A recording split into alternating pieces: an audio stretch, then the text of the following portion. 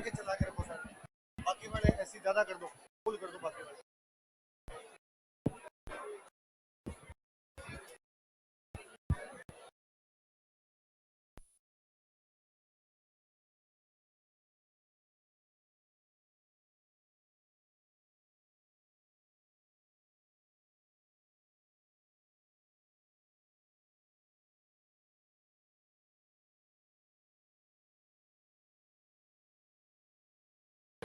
हाँ जी, good morning.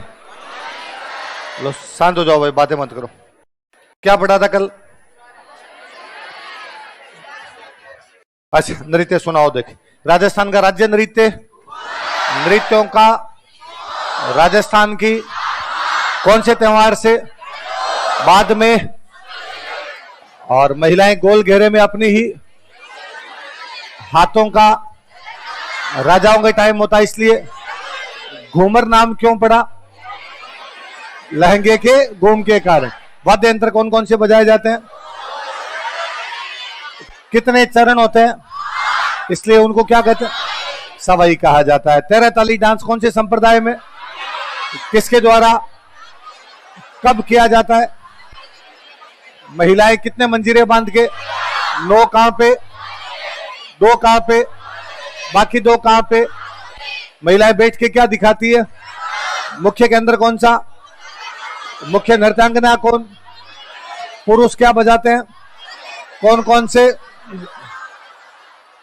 और ये अब कैसा नृत्य है? अग्नि नृत्य कौन से संप्रदाय में, किसके द्वारा, किस पर, उनको क्या कहते हैं, क्या करते हैं, क्या बोलते हैं? मुख्य के अंदर कौन सा, कौन से राजा ने? अब यह एक कच्ची घोड़ी कौन से क्षेत्र में, किसके द्वारा, कितने पुरुष, कितनी पंक्तियों में, किसकी वेशभूषा धारण करके, किसकी, दूल्हे की। और नृत्य के दौरान किसका आभास होता है? और ये कैसा लगता है? नकली लड़ाई जैसा लगता है। वाद्य यंत्र कौन कौन से? और झांझ। अच्छा, इसके बाद भवाई, भवाई कौन से क्षेत्र में, किसके द्वारा, कौन से संभाग में, क्या ज्यादा दिखाई जाते हैं? अब ये कैसा नृत्य है, और इसको शुरू करने वाले कौन थे, और अब इसके कलाकार कौन है? दयाराम और गिंदड़ कौन से क्षेत्र में, किसके द्वारा, कब? गोल घेरे में हाथों में जो पुरुष महिलाओं के कपड़े पहनता है उसको क्या बोलते हैं? गणगौर या मेहरी कहते हैं उसको। और वाद्य यंत्र कौन कौन से होते हैं? बम नृत्य कौन से क्षेत्र में, किसके द्वारा, किसके द्वारा? पुरुषों द्वारा। और आपके कब किया जाता है? और वाद्य यंत्र उसको क्या कहते हैं? गीत कौन से गाते हैं उनको, इसलिए डांस को बम रहे। कितने ग्रुप होते हैं? पहले में, दूसरे में, तीसरे में। कौन कौन से वाद्य यंत्र? ढोल, थाली और सरी नृत्य कौन से क्षेत्र में, कौन सी महिलाओं द्वारा सिर पे क्या रख के, सरी में क्या रखते हैं? नृत्यांगना कौन है? घुरला कहां पे, कौन से राजा की याद में, सिर पे क्या रख के? वो छिद्रित मटका किसका प्रतीक है? मटके में क्या रखा जाता है? कब से कब तक किया जाता है? शीतलाष्टमी से लेके आगे बढ़ाने वाले कौन कौन थे?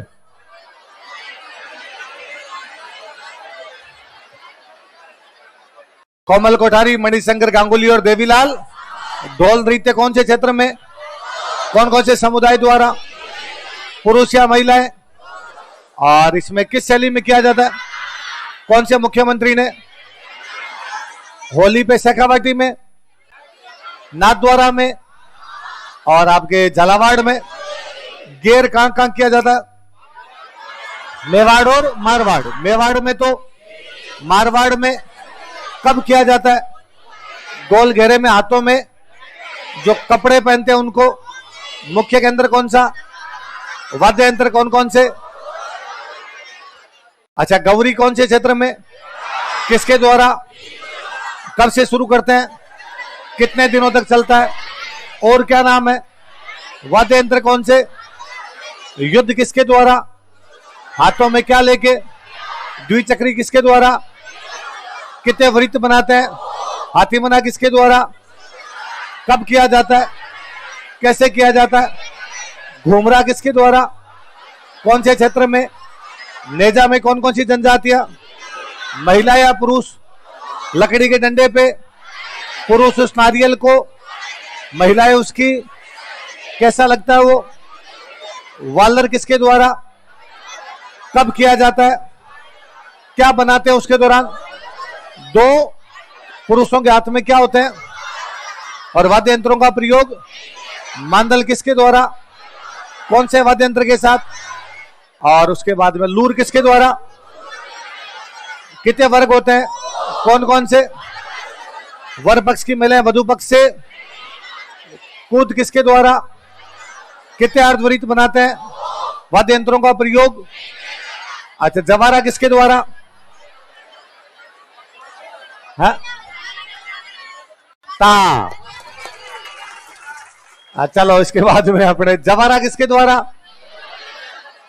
कब किया जाता है, महिलाओं के हाथों में, मोरिया किसके द्वारा, अच्छा नहीं लिखवाया है, अच्छा नहीं लिखवाया था क्या, अच्छा गरासियों के दो डांस कौन से रह गए बताओ, मोरिया और गौर, काफी डांस के नाम बताओ, कंजरों के, कथौड़ी के और मेवों के, वाह सा वाह बोलो गिरिराज जी महाराज की, हाँ हाँ,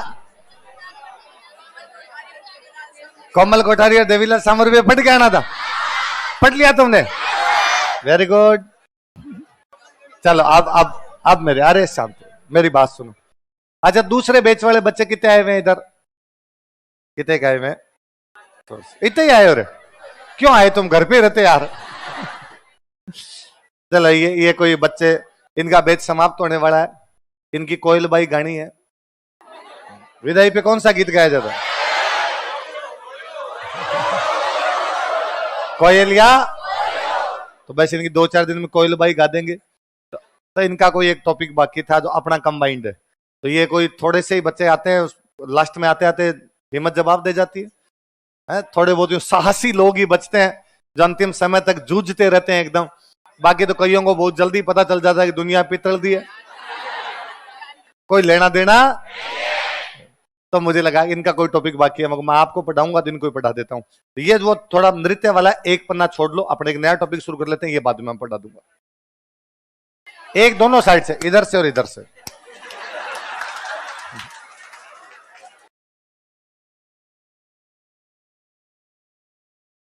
और अपने एक नया टॉपिक पढ़ते हैं, राजस्थान की चित्रकला,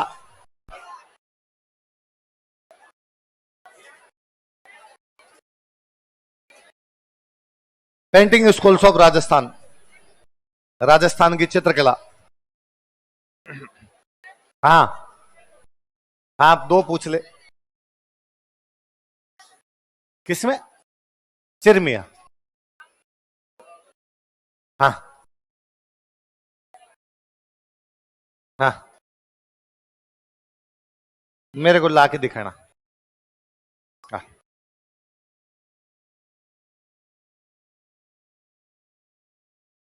लिखो राजस्थान की चित्रकला, पेंटिंग स्कूल्स ऑफ राजस्थान, कौन सा है, कहाँ है,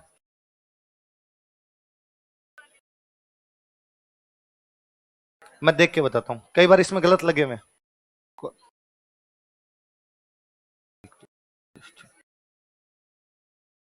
चलो राजस्थान की चित्रकला, पेंटिंग स्कूल्स ऑफ राजस्थान है ना, राजस्थान की पेंटिंग के बारे में, अपनी पेंटिंग पे अलग अलग लोगों ने काम किया, उन्होंने अलग अलग लोगों ने अलग अलग बातें की अपनी पेंटिंग के बारे में, जैसे 3 बंदे हैं, एक बंदे उनका नाम है आनंद कुमार स्वामी, क्या नाम है,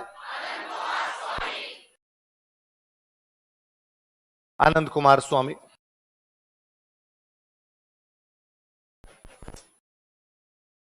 एक बंदे इनके साथ ही, उनका नाम है ओसी गांगुली। क्या नाम है? और एक अंग्रेज बंदा था, उसका नाम है हेवेल। क्या नाम है? इन तीनों ने राजस्थान की चित्रकला को एक नाम दिया, राजपूत चित्रकला। क्या नाम दिया? राजपूत पेंटिंग्स। कोई कहेगा राजस्थान की चित्रकला को राजपूत चित्रकला किस किसने कहा था? किस किसने? और हेवेल। इन्होंने क्या कहा?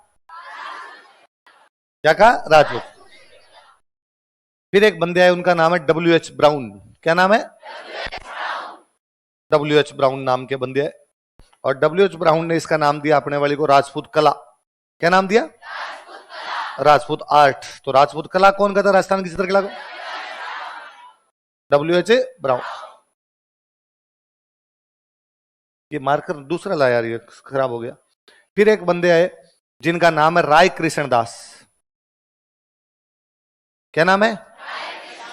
और इन्होंने कहा नहीं भाई साहब, हमारी राजस्थान की चित्रकला, इसलिए इसका नाम क्या दिया जाए? राजस्थानी चित्रकला। क्या नाम दिया जाए? तो राय कृष्ण दास ने इसको क्या नाम दे दिया? राजस्थान। दोबारा बताओ पहले, ओसी उन तीनों के नाम बताओ। और एवेल। इन्होंने क्या कहा? और WH ब्राउन ने, और राय कृष्ण दास ने। याद रह जाएगा। अब कोई सिंपल क्वेश्चन पूछेगा, इनमें से कौन से विद्वान ने राजस्थान की चित्रकला को राजपूत चित्रकला नहीं कहा था? आनंद कुमार स्वामी, ओसी गांगुली, हेवेल और राय कृष्ण दास। तो राय कृष्ण दास ने क्या कहा और WH ब्राउन ने क्या कहा? उतार लो, ऐसा कैसे उतार लो? आनंद कुमार स्वामी की स्पेलिंग इंग्लिश वाले वैसे लिखेंगे जैसे मैंने लिखी है, अपनी पंचायती नहीं।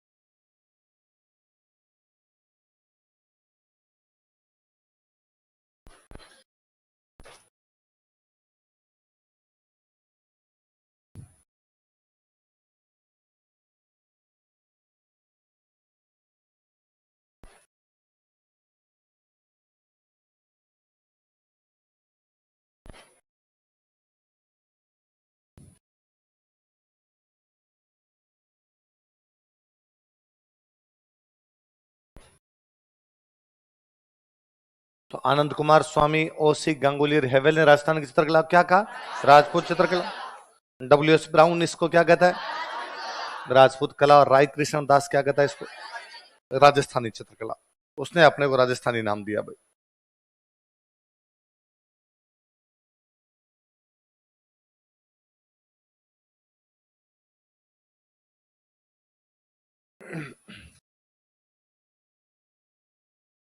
आनंद कुमार स्वामी ने 1916 में एक बुक लिखी थी, उस बुक का नाम ये राजपूत पेंटिंग्स।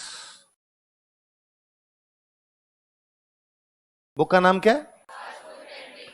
इसमें उन्होंने राजस्थान की चित्रकला को तो शामिल किया, साथ में पहाड़ी क्षेत्र की चित्रकला को भी शामिल कर लिया। कहां की? एक्चुअली उन्होंने नाम राजपूत चित्रकला इसलिए दे दिया क्योंकि राजस्थान में ज्यादातर राजा राजपूत थे, और पहाड़ी मतलब उत्तराखंड, जम्मू कश्मीर, हिमाचल, कौन सा, यहाँ के भी जो राजा थे वो राजपूत थे, तो उनका राजपूत राजाओं की टाइम की पेंटिंग है, इसलिए नाम ही क्या दे दिया उन्होंने? राजपूत पेंटिंग। और उसमें अपने राजस्थान की भी शामिल कर ली। कौन सी कर ली? पहाड़ी। फिर हमने बाद में राय कृष्ण दास ने कहा नहीं भाई, पहाड़ी वाली का हमारे से कोई लेना देना, राजा भले ही राजपूत रहे होंगे पर राजस्थान की पेंटिंग अलग और पहाड़ की पेंटिंग अलग है। तो फिर हमने उसका नाम दिया राजस्थानी चित्रकला। आई बात समझ में? पहले उन्होंने नाम क्या दिया था? क्योंकि उनकी बुक का नाम ही क्या था? राजपूत पेंटिंग। और इस बुक में कहां कहां की चित्रकला शामिल की गई? राजस्थान और पहाड़ी, इन दोनों को मिला के उन्होंने क्या कहा था? लिखो। 1916 ईस्वी में, इन 1916 एडी, 1916 ईस्वी में, 1916 एडी, आनंद कुमार स्वामी ने राजपूत पेंटिंग्स नामक पुस्तक लिखी थी। Anand Kumar Swamy wrote a book named Rajput paintings.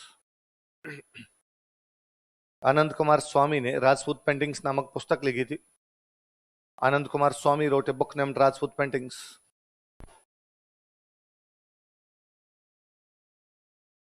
Anand Kumar Swamy ने राजपूत पेंटिंग्स नामक पुस्तक लिखी थी। Anand Kumar Swamy wrote a book named Rajput paintings. Rajput paintings नामक पुस्तक लिखी थी। wrote a book named Rajput paintings. Line change करके लिखो, इस पुस्तक में, इन दिस बुक, राजस्थान की चित्रकला के साथ पहाड़ी क्षेत्र की चित्रकला को भी शामिल किया गया था। Painting schools of hilly areas were also included along with painting schools of Rajasthan. Rajasthan की चित्रकला के साथ साथ पहाड़ी क्षेत्र की चित्रकला को भी शामिल किया गया था।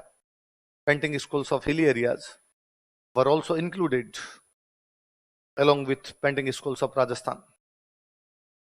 Painting schools of hilly areas were also included along with painting schools of Rajasthan.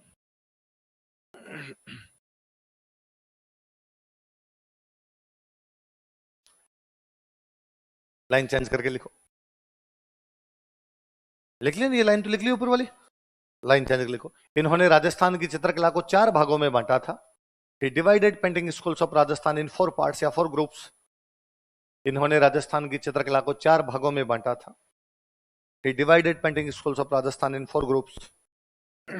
Rajasthan की चित्रकला को 4 भागों में बांटा था।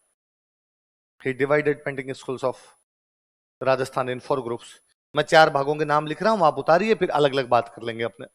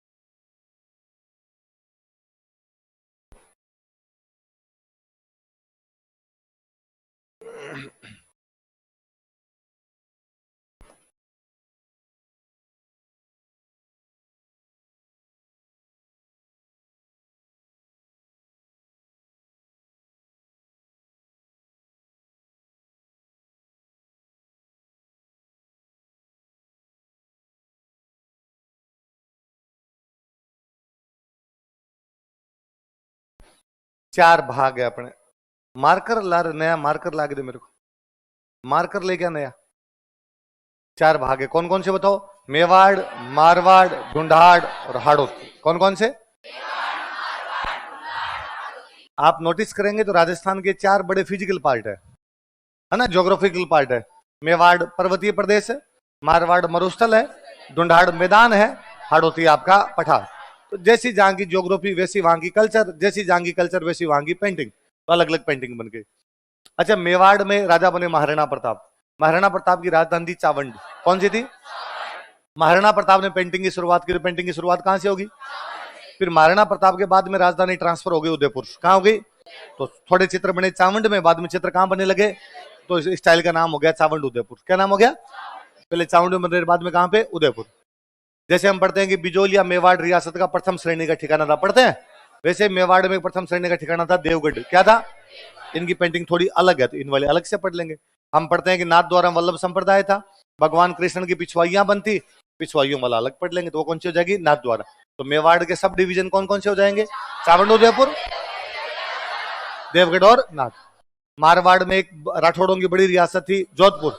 जोधपुर वालों का एक भाई चला गया बीकानेर, जोधपुर वालों का एक भाई चला गया। तो तीन तो रियासतें होगी, कौन कौन सी। तीन ये छोटी छोटी और पढ़ेंगे, नागौर, अजमेर। तो कौन कौन सी इच्छा हो गई, जोधपुर, नागौर। ढूंढाड़ में पहले राजधानी हुआ करती आमेर, बाद में आ गई जयपुर। तो पहले राजा कहां चित्र बनवा रहे थे, आमेर, फिर उन्होंने कहां बनवा लिए, जयपुर। तो एक तो आमेर जयपुर, जयपुर से अलग हो गया, एक भाई कहां चला गया। जैसे देवगढ़ मेवाड़ का ठिकाना है, वैसे उनियारा जयपुर का ठिकाना था। कहां की होगी, उनियारा। चकावड़ी सिकर झुंझुनू वाला इलाका था, यहाँ हवेलियों में खूब सारे भित्ति चित्र है, तो उनकी बातें कर लेंगे हम। हाड़ौती, हाड़ौती में पहले एक रियासत हुआ करती बूंदी, बूंदी वालों का एक भाई कहां चला गया, कोटा। तो राजस्थान के चित्र के अलावा कितने भागों में बांटा गया, आनंद कुमार स्वामी कितने भागों में बांटते हैं, चार। कौन कौन से, मेवाड़, मारवाड़, ढूंढाड़ और हाड़ौती। हमारे जो पुराने चित्र मिलते हैं, ये सारी पेंटिंग तो राजाओं के टाइम की है, पर राजाओं से पुरानी भी पेंटिंग बनने लगी थी। और जो पुरानी पेंटिंग मिलती है, या राजाओं से इतर जो अलग से पेंटिंग मिलती है अपने को, वो पेंटिंग अपने को मिलती है किताबों में। किसे मिलती है, ये तो इंडिविजुअल पेंटिंग वैसी मिल जाती है, भाई किसी राजा ने अपनी पेंटिंग बनवा ली, रामायण के ऊपर पेंटिंग बनवा दी, वैसे कुछ बनती है। पर कई पुरानी किताबें, उन पुरानी किताबों में अपने को पेंटिंग मिलती है। अपनी ज्यादातर पुरानी किताबें लिखी है जैनों ने। किसने लिखी है, ज्यादातर जो पुरानी किताब किसकी लिखी हुई है, जैनों की। जैनों की किताब लिखी, तो जैनों की किताबों में क्या मिलती है, पेंटिंग। तो राजस्थान की पुरानी जो भी पेंटिंग मिलती है किसकी किताबों में, जैन। और वो जैनों की जो पुरानी किताबें हैं, वो अपने जैसलमेर के अंदर एक जगह है, वहां पे रखी हुई है। उस जगह का नाम है जिनभद्र सूरी भंडार। क्या नाम है, कहां पर है जिनभद्र सूरी भंडार। यहां पे क्या रखी हुई है, पुरानी पुस्तकें। और पुस्तकों में क्या है, पुस्तकों में क्या है, पेंटिंग्स है। इसलिए वो जो पुस्तकें, उन पुस्तकों को बोलते हैं चित्रित ग्रंथ। क्या बोलते हैं, पेंटेड टेक्स्ट। ऐसे टेक्स्ट है जिनके अंदर क्या बनी हुई है, पेंटिंग। तो राजस्थान के प्राचीन चित्रित ग्रंथ कहां रखे हुए, जिनभद्र सूरी भंडार। कहां पे, स्टार लगा के लिखो, क्वेश्चन पूछा हुआ है। राजस्थान के प्राचीन चित्रित ग्रंथ, ancient painted text of Rajasthan. चित्रित ग्रंथ समझ गए ना। वैसे है, मतलब एक बुक है, बुक के एक साइड में कुछ लिखा हुआ है, एक साइड में पेंटिंग, एक साइड में लिखा हुआ है, एक साइड में पेंटिंग। राजस्थान के प्राचीन चित्रित ग्रंथ, ancient painted text of Rajasthan. Rajasthan के प्राचीन चित्रित ग्रंथ जैसलमेर के जिनभद्र सूरी भंडार में रखे गए हैं। Are kept in Jinabhadra Suri भंडार ऑफ जैसलमेर। जैसलमेर के जिनभद्र सूरी भंडार में रखे गए हैं। Are kept in Jinabhadra Suri भंडार ऑफ जैसलमेर। जैसलमेर के जिनभद्र सूरी भंडार में रखे गए हैं। Are kept in Jinabhadra Suri भंडार ऑफ जैसलमेर।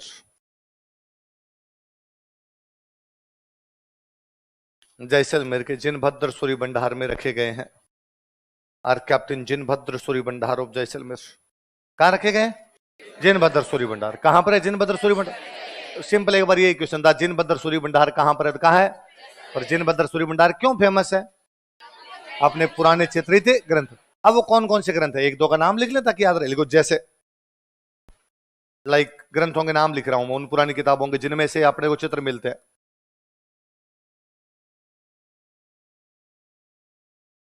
एक जैनों की बुक का नाम है ओघ नियुक्ति वृत्ति।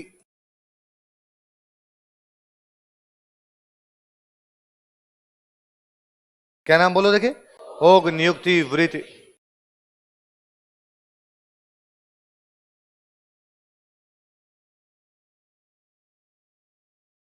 एक बुक का नाम है 10 वेकालिका सूत्र चूर्णी। अब जैनों की पुरानी किताबें जैसे ही नाम है इनके।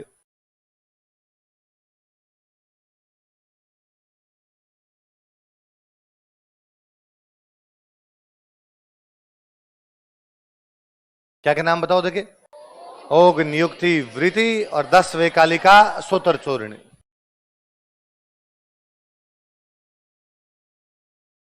क्या नाम बताओ, ओघ नियुक्ति वृत्ति 10 वेकालिका सूत्र चूर्णी।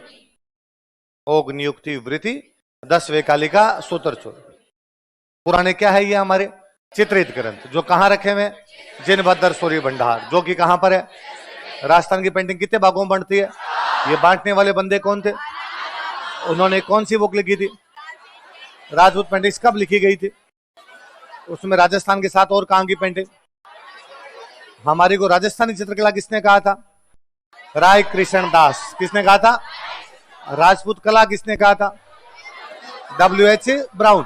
और राजपूत चित्रकला किसने कहा था, O.C. गांगुली। और भले बड़ी बात, एक एक का पोस्टमार्टम करें, लिखो मेवाड़।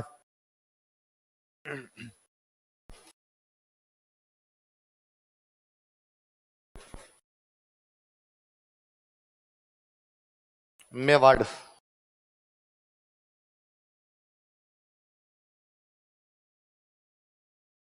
राजस्थान में सबसे प्राचीन अपने को पेंटिंग कहीं पर मिलती है तो कहां पर मिलती है, मेवाड़। तो मैं कह सकता हूं मेवाड़ राजस्थान की चित्रकला की जन्मभूमि है, बोल सकते हैं हम, लिखो मेवाड़ राजस्थान की चित्रकला की जन्मभूमि है।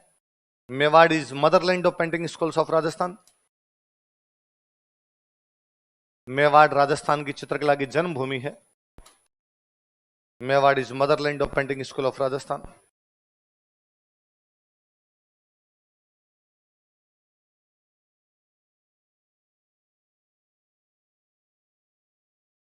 अजंता का नाम सुना, अजंता। तो अजंता की गुफाएं किस लिए फेमस है, पेंटिंग के लिए फेमस है। तो अजंता में जैसे चित्र बनते थे उन्हीं को आगे कंटिन्यू किस में किया गया हमारे। तो कोई पूछे राजस्थान की कौन सी चित्रकला ने अजंता चित्रकला को आगे बढ़ाया था, लिख लो मेवाड़ चित्रकला ने, मेवाड़ पेंटिंग स्कूल, मेवाड़ चित्रकला ने, मेवाड़ पेंटिंग स्कूल अजंता चित्रकला को ही आगे बढ़ाया था। Continued Ajanta painting school, Ajanta चित्रकला को आगे बढ़ाया था। Continued Ajanta painting school, Ajanta चित्रकला को आगे बढ़ाया था।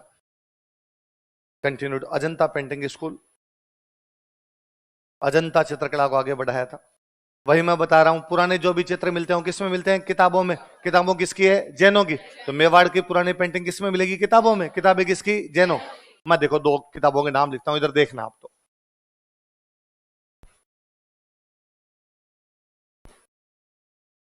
एक बुक है उसका नाम है श्रावक प्रतिक्रमण सूत्र चूर्णी। क्या नाम बोलो, क्या नाम बुक का, श्रावक प्रतिक्रमण सूत्र चूर्णी। किसकी किताब है, किसकी किताब है, जैनों। अब सुनना देखो, यह किताब 1260 में चित्रित की गई। कब चित्रित की गई, आहड़ में चित्रित की गई। कहां पर, आहड़ उदयपुर में पड़ता है, उदयपुर मेवाड़ में पुराना व्यापारिक केंद्र है। तो आहड़ में पुराने टाइम से लोग आते जाते रहते थे। जो राजा यहां पर था उसका नाम था रावल तेज सिंह।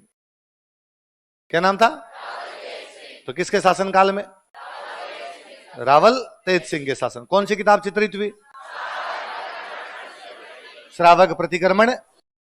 और वो जो पेंटिंग बनाने वाला पेंटर था उसका नाम था कमल चंद्र। क्या नाम था, जो चित्रकार जिसने इस किताब में पेंटिंग बनाई थी उसका नाम क्या मिलता है अपने को, कमल चंद्र। तो जैनों की कौन सी किताब दोबारा बताओ, कब चित्रित की गई, कहां पे की गई, कौन से राजा के टाइम, पेंटर कौन है, क्या नाम है, कमल चंद्र। अब दूसरा देखो, एक किताब, ये एक किताब भी होगी, एक दूसरी किताब का नाम है सुपार्श्वनाथ चरितम। क्या नाम है? ये तो नाम देख के लगता है जैनों की किताब है। जैनों के कितने भगवान हुए? उनमें एक भगवान हुए सुपार्श्वनाथ। सुपार्श्वनाथ जी अलग है, पार्श्वनाथ जी अलग है ना? तो ये सुपार्श्वनाथ जी, इन पर कौन सी किताब है? सुपार्श्वनाथ चरितम। कौन सी किताब है?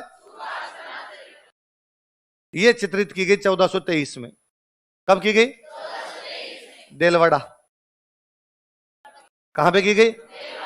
आबू देलवाड़ा। तो वैसे भी है ना, इन्हीं के लिए उन दिनों ये देलवाड़ा वाला पोर्शन मेवाड़ वालों के पास था। मेवाड़ वालों ने कब्जा कर रखा था, मेवाड़ के अंदर पढ़ लेते हैं। देलवाड़ा जो अब सिरोही के अंदर आता है आपका। और जिस टाइम ये की गई उस समय जो राजा है वो है राणा मोकल। कौन है?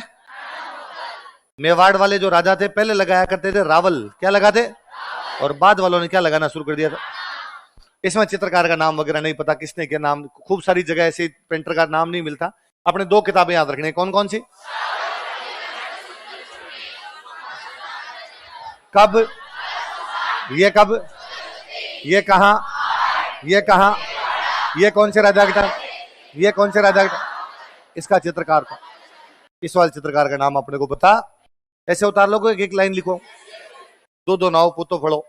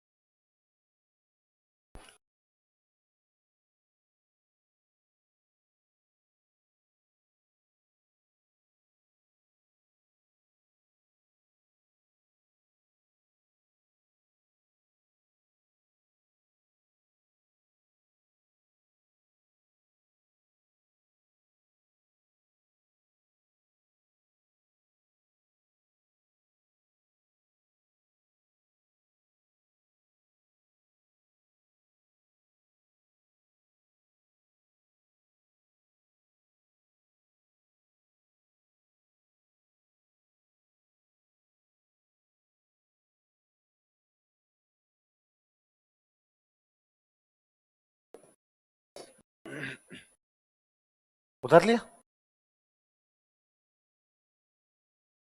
तो मेवाड़ के पुराने क्षेत्र हमें कौन कौन सी दो किताबों में मिलते हैं?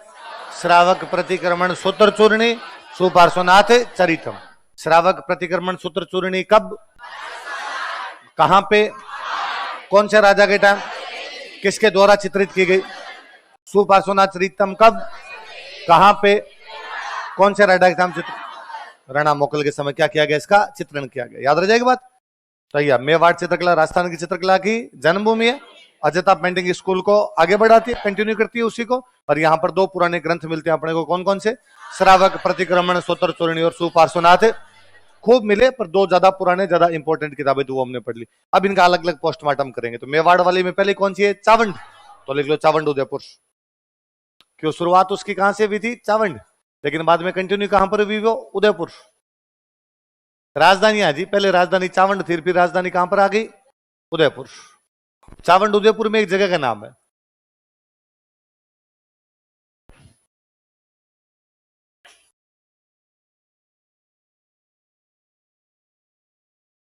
चावंडिया उदयपुर। अब अपने अलग अलग राजाओं के टाइम में क्या क्या काम हुआ था, अलग अलग राजाओं का काम पढ़ेंगे। तो सबसे पहले शुरुआत चावंड में कहां से हुई थी? महाराणा प्रताप। तो हेडिंग डाल लो प्रताप।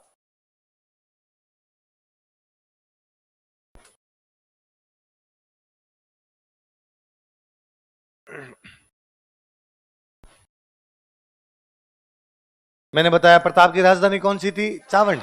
तो मेवाड़ चित्रकला कहां से शुरू होती है?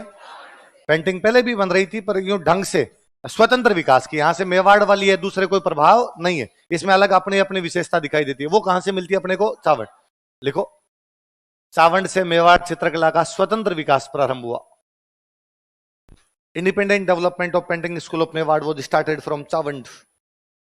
चावंड से मेवाड़ चित्रकला का स्वतंत्र विकास प्रारंभ हुआ। Independent development of painting school of Mewar was started from Chawand. Chawand से मेवाड़ चित्रकला का स्वतंत्र विकास प्रारंभ हुआ। Independent development of painting school of Mewar was started from Chawand. Chawand से मेवाड़ चित्रकला का स्वतंत्र विकास प्रारंभ हुआ। Independent development of painting school of Mewar was started from Chawand. एक पेंटर था इस टाइम में, उसका नाम था निसारदीन। सुनना बातें फिर एक साथ लिखेंगे हम। क्या नाम था पेंटर का? महाराणा प्रताप के दरबार में एक पेंटर है, पेंटर का नाम क्या है? 1592 की बात है। कब की बात है? निसारदीन चित्र बनाता है ढोला मारू का। किसकी पेंटिंग बनाता है? आगे हम साहित्य पढ़ेंगे तब ढोला मारू के बारे में और पढ़ेंगे। अपने राजस्थान की एक प्रेम कहानी है। ढोला मारू को लेके जाता है यहां से, तो ऊंट के ऊपर लेके जाता है। किस पे? तो आपने यदि कभी देखे ऊंट पर बैठे हुए महिला और पुरुष, तो ऊंट पर बैठे हुए महिला पुरुष वाली पेंटिंग वो किसकी है? ये नहीं मैंने एक बार किसी बेच में बताया कि ऊंट पे बैठे हुए महिला पुरुष ढोला मारू है। एक लड़के ने कहा सर हमारे घर में तो मेरे मम्मी पापा की है। तो तुम्हारे घर के ढोला मारू वो है? अलग अलग ढोला मारू अलग अलग हो सकते हैं सबके। तो ढोला मारू की पेंटिंग किसने बनाई? निसारदीन ने। कब बनाई? यह आजकल अपना जो दिल्ली का नेशनल म्यूजियम है वहां रखी हुई है। अपना नेशनल म्यूजियम कहां पर है? तो वहां पर कौन सी पेंटिंग रखी हुई है? जो कि कब बनाई गई? किसके द्वारा बनाई गई? कौन से राजा के टाइम में? कहां पे बनाई गई? चावंड। कहां पे बनाई गई? लिखो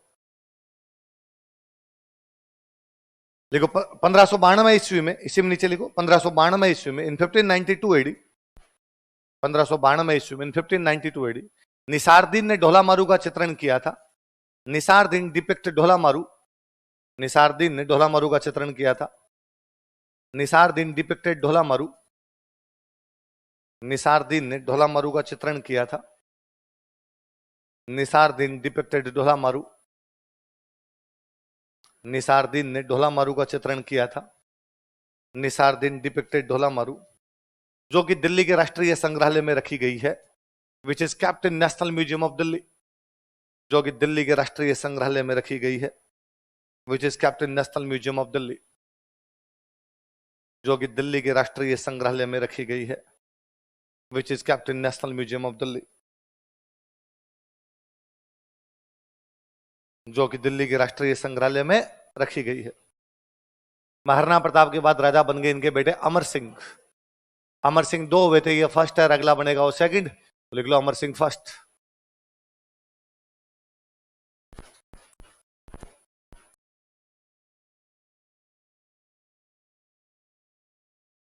अब महाराणा प्रताप की तो डेथ हो गई तो राजा चेंज हो गया, निसारदीन तो जीवता है। तो निसारदीन पहले किसके टाइम में पेंटिंग बना रहा था? प्रताप। अब किसके टाइम में बना देगा? अमर सिंह।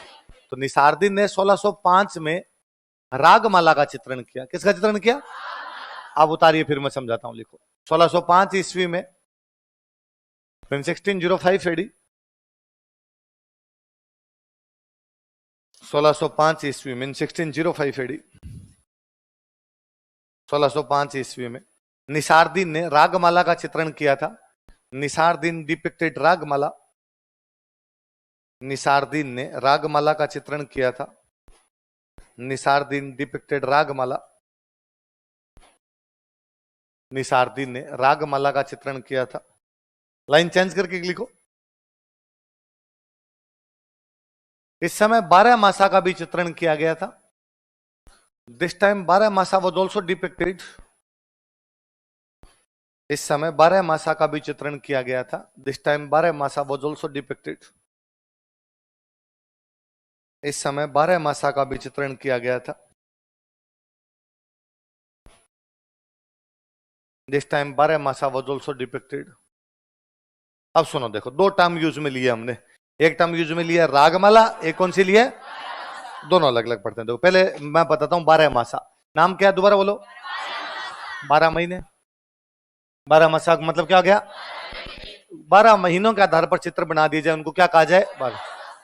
जैसे मैं बताता हूं, कोई पेंटिंग है, एक पेंटिंग है जिसके अंदर मूसलाधार बारिश हो रही है, भयंकर वाली बारिश हो रही है। अरे सुनो,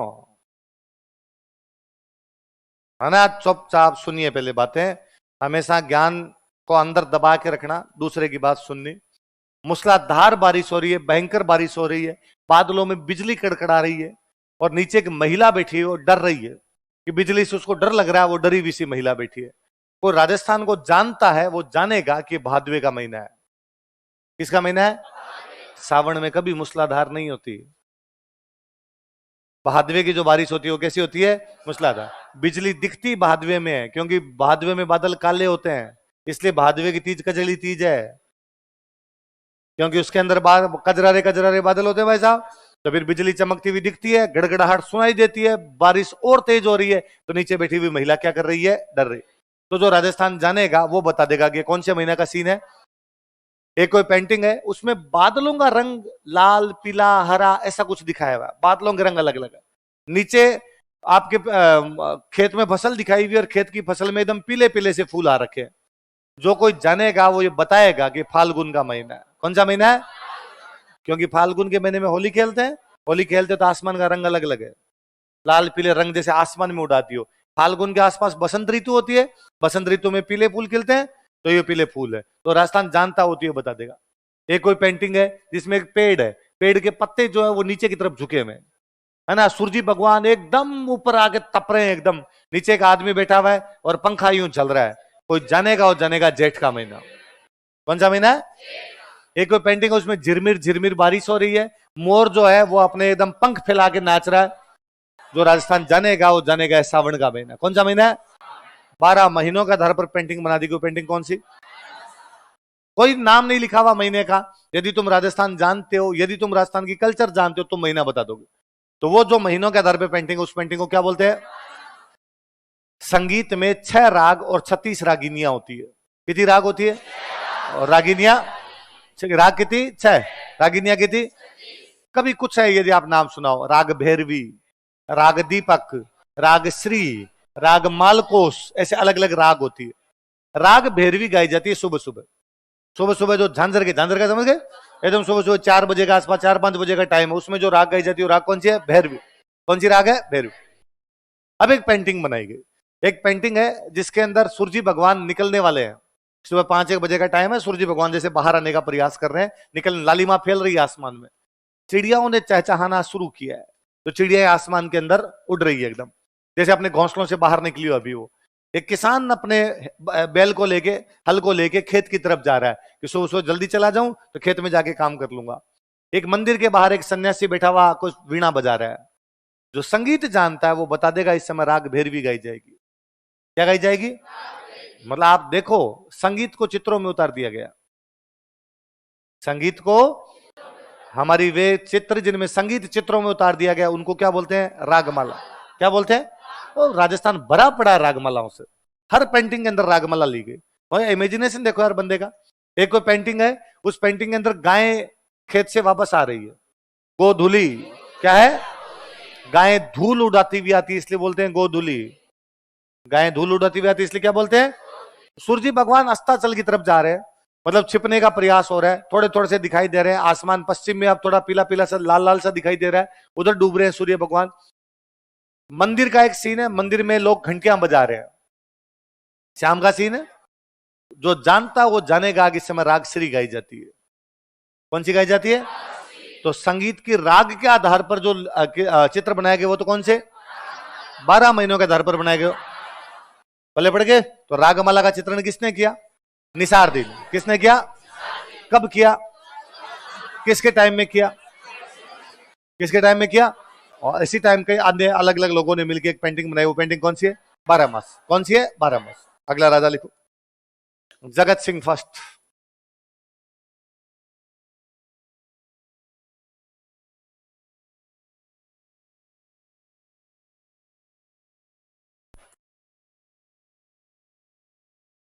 जगत सिंह फर्स्ट।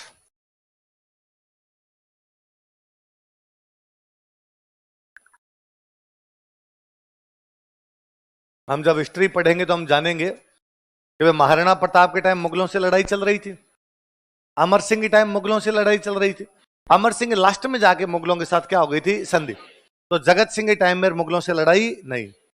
बताओ, किसी भी इलाके में कला को प्रोत्साहन युद्ध में दिया जा सकता है शांति काल में?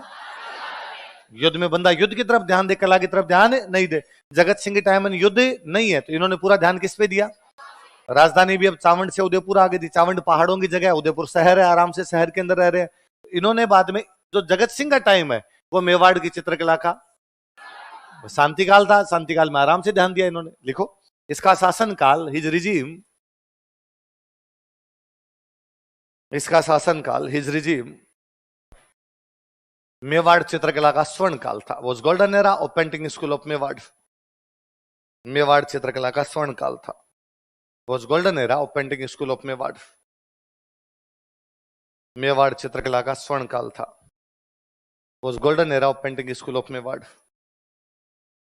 मेवाड़ चित्रकला का क्या था? कैसे भाई, ऐसा क्या किया इन लोगों ने? अब इन्होंने कहा कि भाई साहब, पहले तो यूं था रैंडम, निसार दिन का बना ले यार तेरी पेंटिंग। इसने कहा नहीं साहब, एक पेंटिंग का डिपार्टमेंट बनाया जाए, पूरा डिपार्टमेंट हो, पेंटर को बिठाया जाए, उनको कहा जाए भाई क्या चाहिए तुम्हें, रंग चाहिए, ब्रश चाहिए, और क्या क्या चीजें जो चाहिए हम यही ला के देंगे, तुम तो बनाओ, बैठ के पेंटिंग बनाओ। तो एक चित्रकला का डिपार्टमेंट बनाया गया। उस डिपार्टमेंट का नाम था चितेरोरी ओबरी। क्या नाम था? ओबरी का मतलब था कमरा। ओबरी का मतलब रा रे री मतलब का के, चितेरा मतलब पेंटर, पेंटर का कमरा, हाउस ऑफ पेंटर्स, चितेरोरी ओबरी। क्या नाम दिया इसका? एक पेंटिंग डिपार्टमेंट है, या यूं कहो एक पेंटिंग स्कूल है। एक स्कूल है जहां पर सब बैठ के पेंटिंग बनाते हैं। अब यहाँ चितेरोरी ओबरी में, चितेरे ओबरी मतलब कमरा, चितेरे मतलब पेंटर, उस कमरे में बैठ के पेंटर क्या करेंगे? पेंटर बनाए, पेंटिंग बनाएंगे। तो इसका एक नाम और पड़ा, तस्वीरारो कारखानो। क्या नाम पड़ा? भाई जब खूब सारे पेंटर बैठे हैं तो एक पेंटिंग बनाएंगे, खूब सारी बना देंगे। और जहां कुछ भी खूब सारी चीजें बनती है उसको क्या बोलते हैं? क्या ज्यादा बन रही है वहां पे? तस्वीरें। तो नाम क्या हो गया? तो कौन सा डिपार्टमेंट बनाया बताओ देखिए? चितेरोरी ओबरी। या क्या नाम है उसका? किसने स्थापित किया? अब राजधानी कहां आ गई थी? उदयपुर। तो कहां स्थापित किया? उदयपुर। लिख लो, उदयपुर में चितेरोरी ओबरी की स्थापना की। डिपार्टमेंट है ना। ही सेट अप चितेरोरी ओबरी एट उदयपुर। उदयपुर में चितेरोरी ओबरी की स्थापना की। ही सेट अप चितेरोरी ओबरी एट उदयपुर।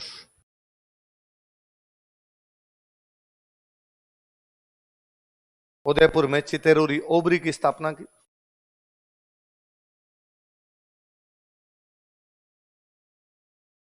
He founded चितेरोरी ओबरी एट उदयपुर, जिसे तस्वीरारो कारखानों भी कहा जाता है, which is also called as तस्वीरारो कारखानों, जिसे तस्वीरारो कारखानों भी कहा जाता है, which is also called as तस्वीरारो कारखानों।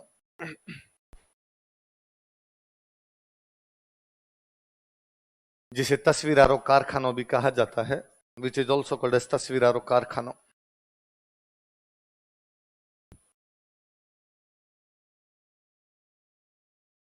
जिसे क्या कहा जाता है? तस्वीरारो कारखानों भी कहा जाता है। इसके टाइम में एक पेंटर है, उस पेंटर का नाम है साहिबदीन। क्या नाम है? प्रताप और अमर सिंह के टाइम में तो कौन है? निसारदीन। और अब जो कौन बंदा है उसका नाम? निसारदीन ने किसका चित्रण किया था? रागमाला। इधर साहिबदीन ने रागमाला बनाई। साहिबदीन ने क्या बनाई? एक तो साहिबदीन ने रागमाला बनाई, सुनना देखो दो तीन बातें। एक साहिबदीन ने भागवत पुराण का चित्रण किया। किसका चित्रण किया? भागवत पुराण बुक है। भागवत पुराण का नाम सुना है? भगवान विष्णु की बात बताने वाले पुराण जो है वो कौन सा है? भागवत पुराण। भागवत पुराण की जो कहानियां है उनके आधार पर चित्र बनाए कि भागवत पुराण की कहानी इस पर पेंटिंग बनाते हैं, भागवत पुराण की कहानी इस पर अपनी पेंटिंग बनाते हैं। ये पेंटिंग भी किसने बनाई? लेकिन अब चूंकि कला का विकास हो रहा है, चूंकि ये स्वर्ण काल है, अब तक सारी पेंटिंग कैसी बन रही है कि ढोला मारू की पेंटिंग बना दी, पुरानी पेंटिंग है बना ली। रागमाला पहले से चली आ रही थी, संगीत की राग पर बना ली। 12 मासा 12 महीनों की पेंटिंग बनती थी, बना दी। भागवत पुराण किताब है, पहले भी किताबों पे बनते थे, अब बनाना शुरू कर दिए। पर अब जब राजा ने कहा थोड़ा अलग हटके यार, किताबों वाली पेंटिंग तो सारे कर ही रहे थे, मेरी बनाओ। अब राजाओं के चित्र बनने लगे। किसके चित्र बनने लगे? स्वर्ण काल तो तब हो भाई, पुराने तरीके से तो बना ही रहे थे, मेरी बना दो यार, मैं बैठा हूं आराम से, टांग पे टांग देके बनाओ देखे। तो राजाओं के व्यक्तिगत चित्र बनाए, राजाओं के व्यक्तिगत चित्र बनाए। तो महाराणा प्रताप का कोई पेंटिंग अपने को, सबसे पुरानी पेंटिंग यदि महाराणा प्रताप की मिलती है तो कौन से राजा के टाइम की? जगत सिंह ने बाद में कहा दादाजी की तो बनाओ यार। तो कैसे दादाजी? तो कहा दादाजी के टाइम का कोई जीवता है, कह रहा है फलाना जी लाओ इधर आओ, बता दादाजी कैसे दिखते थे? कैसा दादाजी की इतनी हाइट थी, ऐसे दिखते थे, ऐसी मुझे बना भाई, ऐसा कैसा बना? तो महाराणा प्रताप की जो पुरानी पेंटिंग मिलती है किसके टाइम की मिलती है? तो साहिबदीन ने किसका चित्रण किया और किसका किया और क्या बनाए? भले पड़ेगी बात, मैं लिखवाऊं वैसे लिखो। साहिबदीन ने रागमाला का चित्रण किया। साहिबदीन डिपिक्टेड रागमाला, या साहिबदीन ने रागमाला तथा भागवत पुराण, दोनों एक साथ लिख लो। साहिबदीन ने रागमाला तथा भागवत पुराण का चित्रण किया। Sahibdin depicted Ragamala and Bhagavata Purana. साहिबदीन ने रागमाला तथा भागवत पुराण का चित्रण किया। Sahibdin depicted Ragamala and Bhagavata Purana. रागमाला तथा भागवत पुराण का चित्रण किया। Depicted Ragamala and Bhagavata Purana. Line change करके लिखो।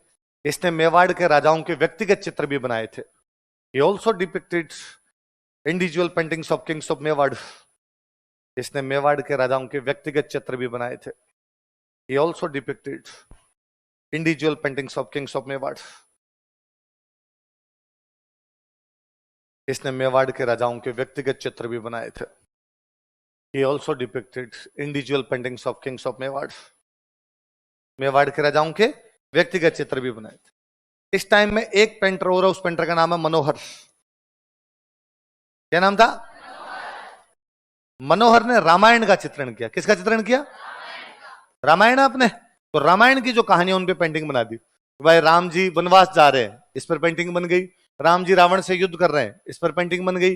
राम जी शुरुआत में गुरु के आश्रम में शिक्षा लेने के लिए गए, उस पर पेंटिंग बन गई। राम जी का ब्याह हो रहा है, इस पर पेंटिंग बन गई। ये जो पेंटिंग है किस पर आधारित हो गई? ये किसने बनाई? देखो 1649 ईस्वी में, इन 1649 एडी, 1649 ईस्वी में, इन 1649 एडी, मनोहर ने रामायण का चित्रण किया था। मनोहर डिपिक्टेड रामायण। मनोहर ने रामायण का चित्रण किया था। वो अलग है। मनोहर ने रामायण का चित्रण किया था। मनोहर डिपिक्टेड रामायण। मनोहर ने रामायण का चित्रण किया। मनोहर ने किसका चित्रण किया? रामायण का चित्रण किया। किसके टाइम में? तो जगत सिंह का टाइम चित्रकला का कौन सा डिपार्टमेंट, जिसे और क्या कहते हैं? साहिबदीन ने क्या क्या किया? रागमाला, भागवत पुराण, व्यक्तिगत चित्र। और मनोहर ने किसका चित्रण किया? रामायण। अमर सिंह के टाइम में निसारदीन ने क्या बनाई? रागमाला। तो उसी निसारदीन ने महाराणा प्रताप के टाइम में क्या बनाई थी? ढोलामा। क्या बनाई थी? ढोलामा। अगला राजा लिखो, जय सिंह।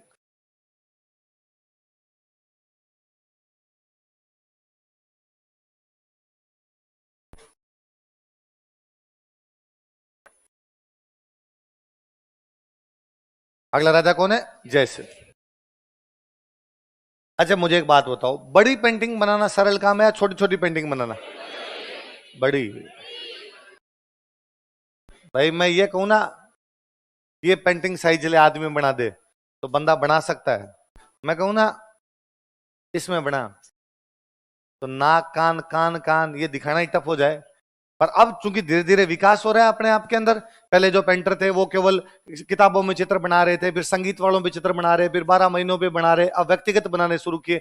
अब यहां तक आते हैं, इन्होंने कहा हम बना देंगे भाई साहब, छोटी छोटी पेंटिंग भी बना देंगे। लघु चित्र कैसे बनाए गए?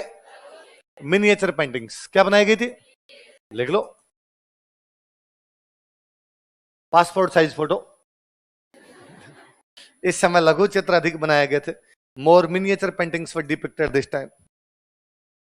इस समय लघु चित्र अधिक बनाए गए थे। More miniature paintings were depicted this time. इस समय लघु चित्र अधिक बनाए गए थे। तो कौन से राजा के टाइम में लघु चित्र अधिक बने? इस समय लघु चित्र अधिक बनाए गए थे। More miniature paintings were depicted this time. अगला राजा लिखो, संग्राम सिंह सेकंड।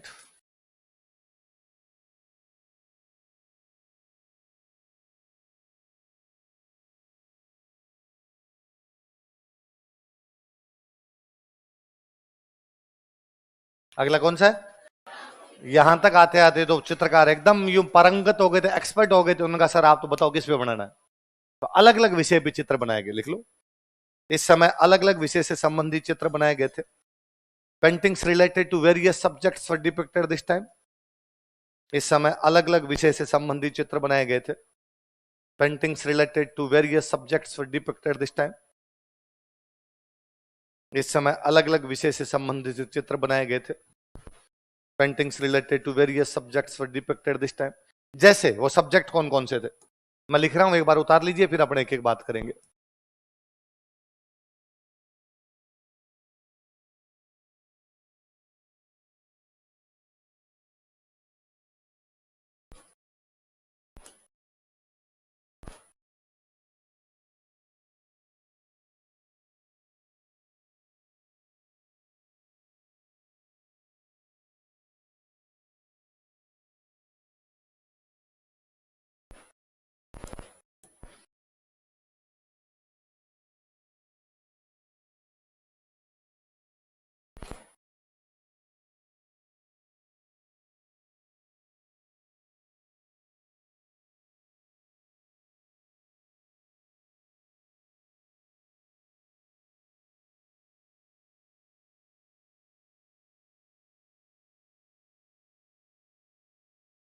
अरे बिना बात के उतारो।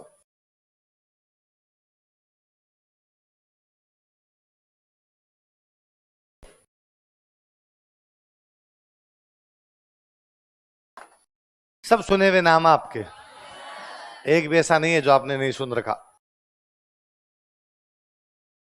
हाँ क्या? सब अभी मैं बता दूंगा। क्या क्या? पहली बुक कौन सी है?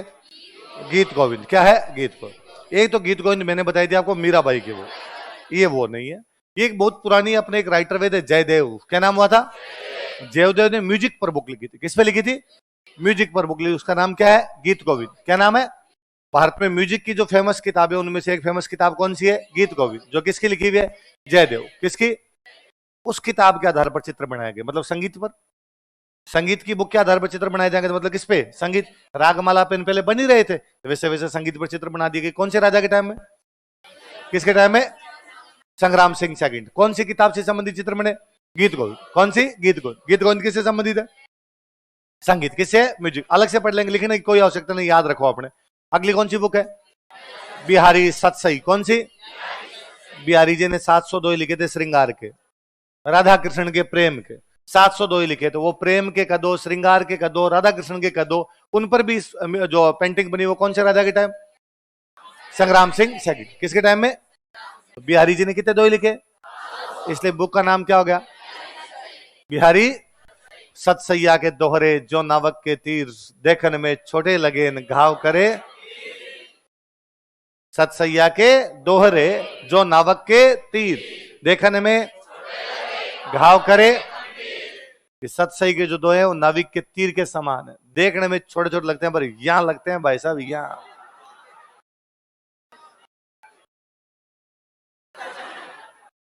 कि किसके माँ बाप ने इसे सिखा के भेजा रहे? खड़ा हो पता चले किसके घर वाले भी कुसंस्कारी है। दो है कि सतसई के दोहे, जो नावक के तीर देखने में छोटे लगे घाव करे। मेरा सवाल ये कि नावक के तीर क्या होता है? आपने ये खूब बार सुना है, जो नाविक के तीर, तो इसमें नाविक के तीर क्या है? हाँ? मछली पकड़ने का कांटा, उसको तीर बोलते हैं। हाँ, और वो छोटा थोड़ी होता है, लंबा होता है, समुद्र में डालना पड़ता है। हाँ? कटु वचन, तो तीर क्या है इसमें? हाँ? तो वो छोटा होता है। नाविक क्या है? तो फिर नाविक नाव चलाने वाला, नाव चलाने वाला कटु वचन क्या लेना देना आप इसमें? जो नाविक होता है वो नाव को ऐसे ऐसे ऐसे ऐसे चलाता है। हाँ?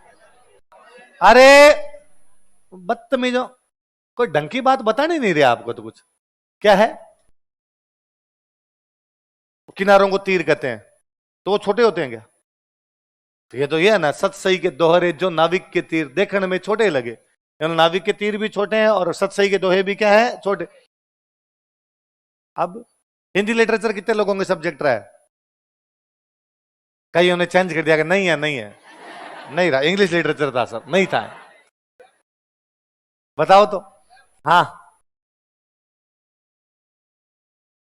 अरे तो नाविक के तीर का मतलब क्या है? सवाल सिंपल है।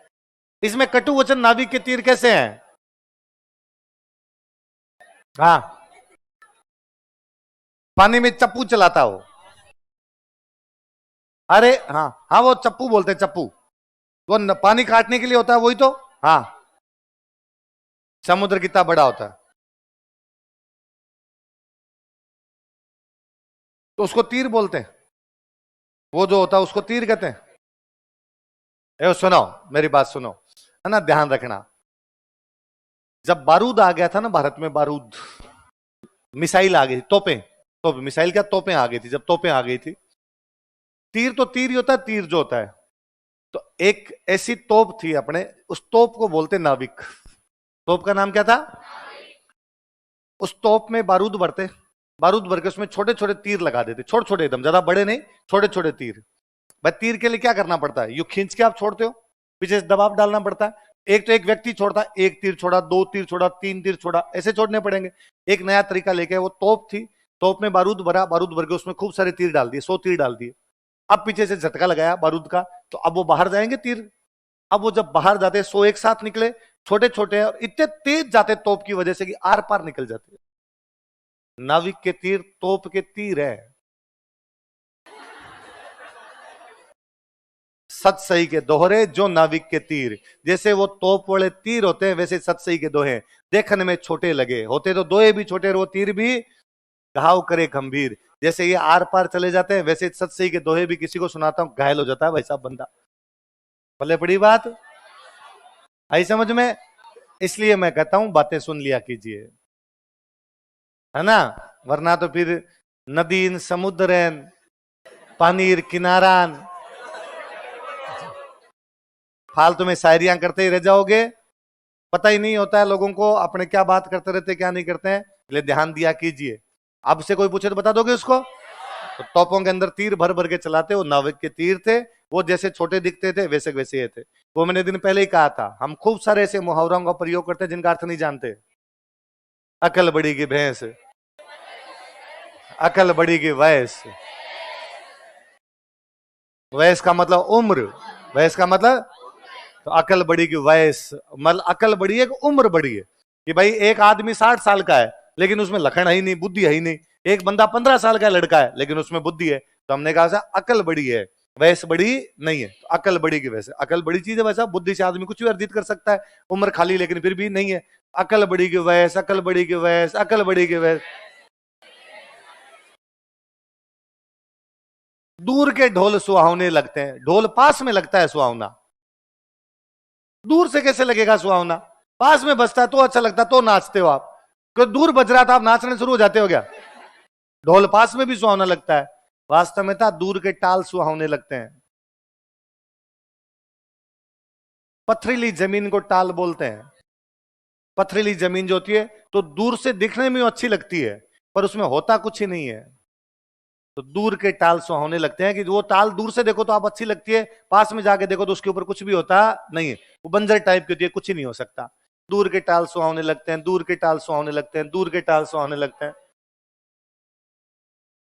दूर के ढोल, ढोल पास का सुहावना होता है, दूर का कैसे सुहावना होता? हम अक्सर पढ़ते हैं कि वह स्वर कोकिला है। क्या पढ़ते हैं? वह स्वर, ना, वह स्वर कोकिल है। कोकिला नहीं होती, कोकिली होता है। कोयल, कोयल है। कोयल में एक होता है नर, एक मादा। भाई एक पुरुष एक महिला होगा, नर और मादा। नर कोयल और मादा कोयल में नर कोयल ज्यादा सुंदर गाती है। मादा कोयल नहीं, मादा कोयल गाती नहीं है, गाती नर कोयल है। तो नर कोयल गाती है, नर कोयल कोकिल है ना, कोकिला थोड़ी है। होना चाहिए स्वर कोकिल, पर हमने सबके लिए बना रखा है, वह मरु कोकिला है, वह स्वर कोकिला है, वह फलानी कोकिला है ना। कोकिल क्या है? आज की बात कहो तो क्या है? वह स्वर कोकिल। तो कोकिल, कोकिला नहीं गाती, कोकिल ही गाता उनके अंदर। जो अच्छा गाता है वो कोकिल। भाई नर कोयल, मादा कोयल, नर कोयल हो गया कोकिल, मादा कोयल होगी कोकिला। गाता अच्छा कौन है? कोकिल गाता है, इसलिए होना ही क्या चाहिए? हमने चला रखा है ना। और ये कभी एंशिएंट में रहा पढ़ते हो तो बोर पढ़ते हो। साउथ इंडिया में दो राजा थे, एक राजा का नाम था गांगे, एक का नाम था तेलब।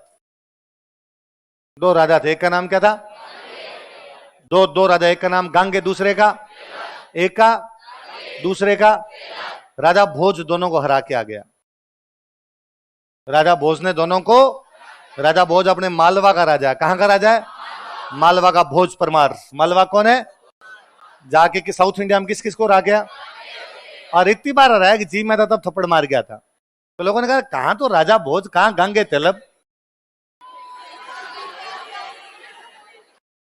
कहां तो राजा भोज, कहां गांगे। गांगे तेलब की क्या बात करते हो? भोज भोज है, भोज ने जाके इनको पीटा है। कहां राजा भोज, कहां गांगे तेलब, गांगे तेलब, गांगे तेलब, गांगे तेलब। उसमें नए कोई गंगू है और नए कोई तेली है। एक का नाम है गांगे, एक का नाम क्या है? कहां तो राजा भोज, कहां गांगे।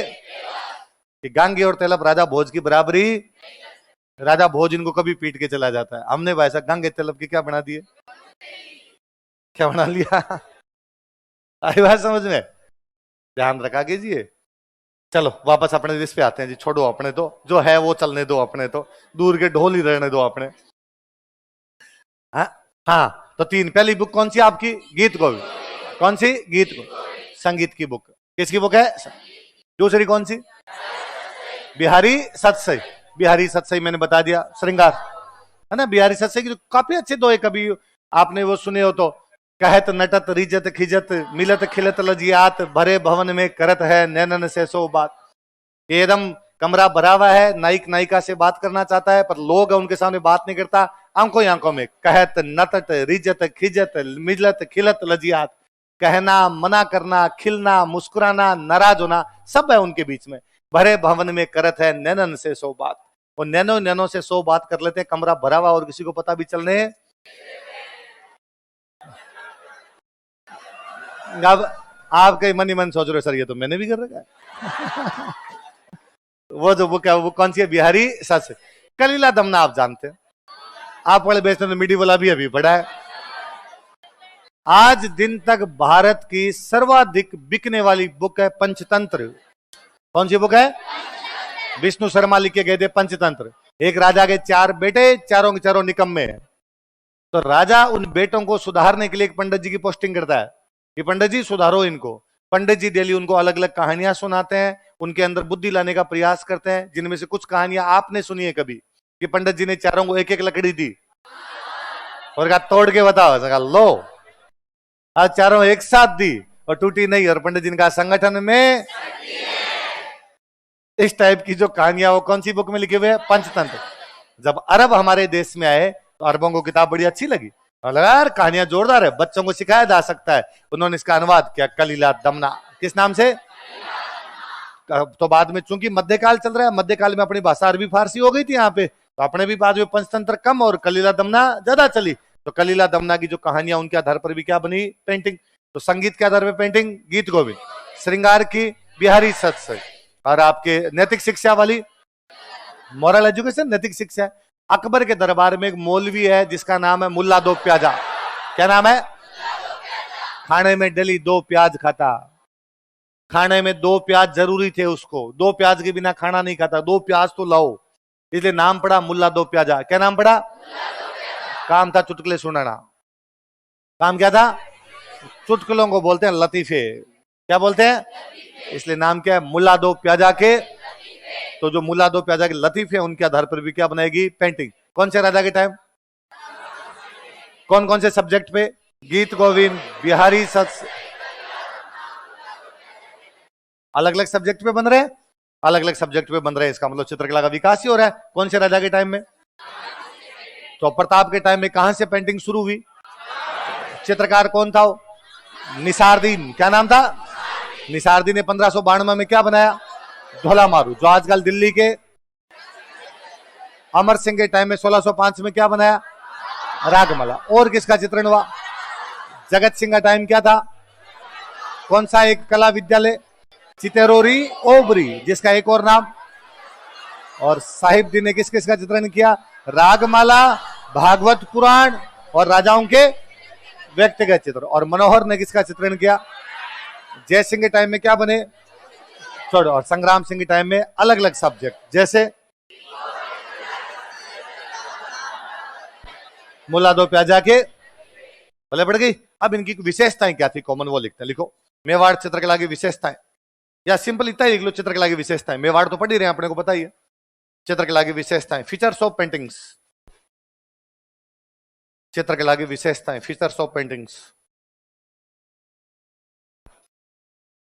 चित्रकला की विशेषताएं, फीचर्स ऑफ पेंटिंग्स। अच्छा, एक तो क्या फीचर होगा? एक फीचर होगा कि भाई कलर कैसे, पेंटिंग में तो कलर का भी तो इंपॉर्टेंट रोल है ना भाई। कैसे कलर यूज में लिए गए?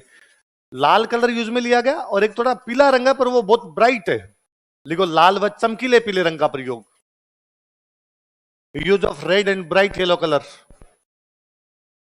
लाल व चमकीले पीले रंग का प्रयोग। Use of red and bright yellow colour. लाल व चमकीले पीले रंग का प्रयोग।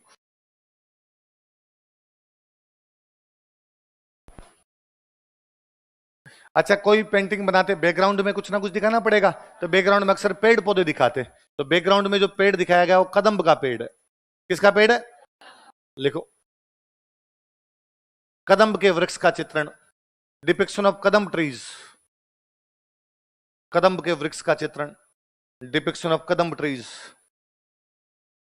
कदम्ब के वृक्ष का चित्रण।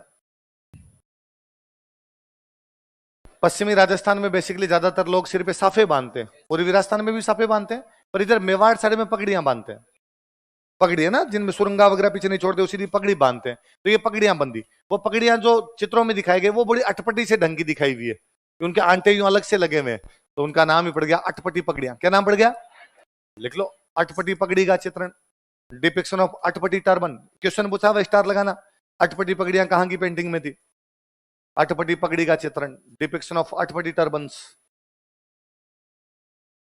अटपटी पगड़ी का चित्रण। Depiction of atpati turbans.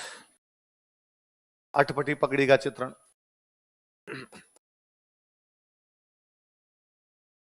अब राजा महाराजाओं का टाइम है, तो पक्का शिकार खेलने जाते राजा। तो राजा ने कहा भाई मैं शिकार खेल रहा हूं, उस पर मेरा चित्र बना दे। तो शिकार के दृश्य बनाए गए। वो जो भी शिकार के दृश्य, हंटिंग सीन जितने भी हैं, उनके अंदर 3D प्रभाव है। 2D 3D समझते हो? गहराई भी जिसमें दिखाई जा सके वो अपने आप में क्या हो गई? 3D। लिखो शिकार के दृश्यों में 3D प्रभाव। शिकार के दृश्यों में 3D प्रभाव। 3D effect in hunting scenes. 3D effect in hunting scenes. शिकार के दृश्यों में 3D प्रभाव।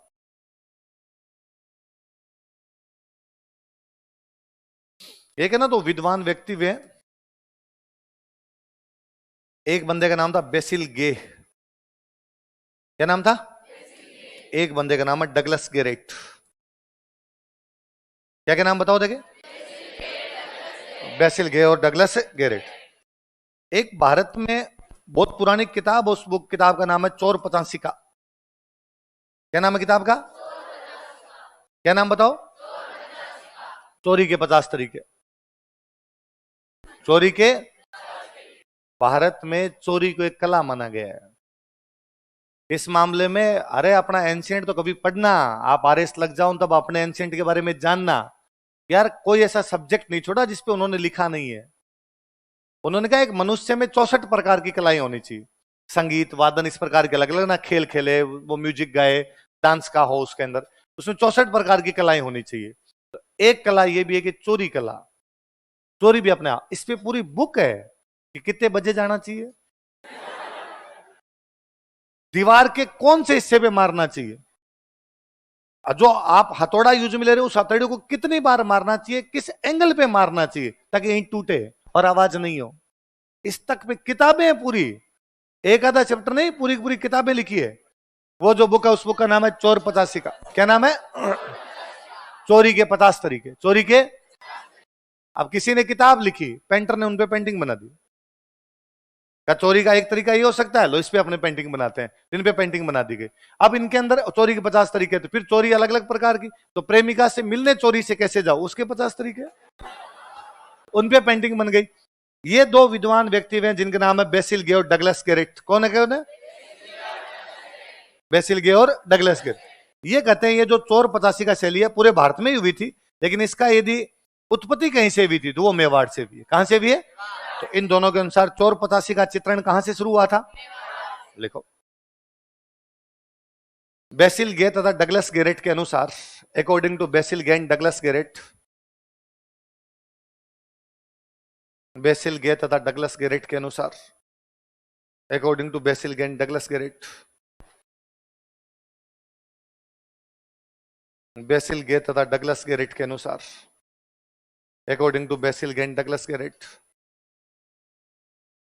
मेवाड़ चोर पचासी का शैली का उत्पत्ति स्थल था। Mewar was origin palace of Chaurapanchasika का स्टाइल। मेवाड़ चोर पचासी का शैली का उद्गम स्थल था। Mewar was origin palace of Chaurapanchasika का स्टाइल। मेवाड़ चोर पचासी का स्टाइल का उद्गम स्थल था। Mewar was origin place of Chaurapanchasika का स्टाइल। किसके अनुसार? बेसिल गे और डगलस गेरिट के अनुसार मेवाड़ जो था चोर पचासी का शैली का उद्गम स्थल था। अब लिखो प्रमुख चित्रकार। यहां चावंड में मुख्य चित्रकार कौन कौन हुए, या उदयपुर में मुख्य चित्रकार कौन हुए?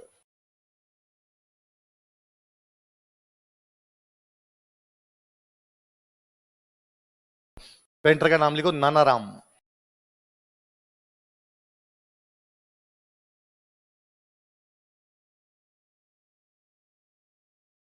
क्या नाम पेंटर का बताओ? नानाराम। सुनना देखो, महाराणा प्रताप के पिताजी थे, उनका नाम था महाराणा उदय सिंह। क्या नाम था? इसने महाराणा उदय सिंह के टाइम एक पेंटिंग बनाई थी, उस पेंटिंग का नाम है पारिजात अवतरण। क्या नाम पेंटिंग का बताओ? सुनो देखो, अभी हम भागवत पुराण की बात कर रहे थे। एक भागवत पुराण की एक कहानी है कि कुंती एक दिन अर्जुन को कहते हैं, कुंती मां कुंती अर्जुन को कहते हैं कि भगवान की पूजा कर रही हूं, फूल लेकर आओ। कहते हैं भगवान की पूजा के अंदर पारिजात के फूल चढ़ाने चाहिए। किसके फूल चढ़ाने चाहिए? पारिजात एक पौधा होता है, उसके फूल चढ़ाने चाहिए। कहानी है कि पारिजात का पौधा स्वर्ग लोक में था, अर्जुन उस पौधे को लेके आ जाते हैं। तो पारिजात को लाते हुए जो चित्र है उस पर चित्रण किया गया, वो कौन सा है? अवतरण मतलब आना। अभी भी आजकल होता है ना, कोई बर्थडे आता तो अवतरण दिवस की बधाई, तो वो आया, तो पारिजात आया धरती पे, इसलिए क्या बोल दिया उसको? पारिजात। तो वो जो भागवत पुराण की कहानी है पारिजात को लाते हुए, उस पर चित्र किसने बनाया? किसके टाइम में? महाराणा उदय सिंह के शासन काल में, during regime of Maharana Uday Singh. नानाराम लिख लेना, एडिंग डाल लेना पहले, नानाराम एक नंबर लगा के। महाराणा उदय सिंह के शासन काल में, during regime of Maharana Uday Singh,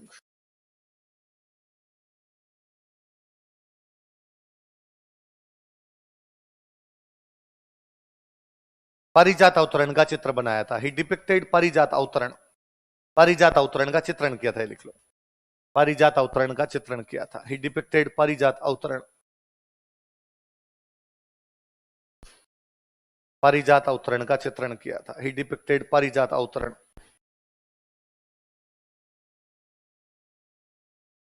पारिजात अवतरण का चित्रण किया था।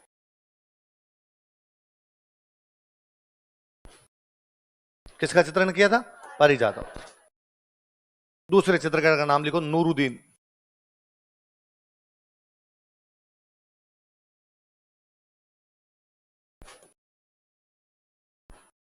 पेंटर कौन है बताओ देखे? नूरुद्दीन। नूरुद्दीन ने एक महाराणा का चित्र बनाया था, जगत सिंह सेकंड। किसका चित्र बनाया था? लिखो, महाराणा जगत सिंह सेकंड का चित्र बनाया था। ही depicted painting of Maharana Jagat Singh second.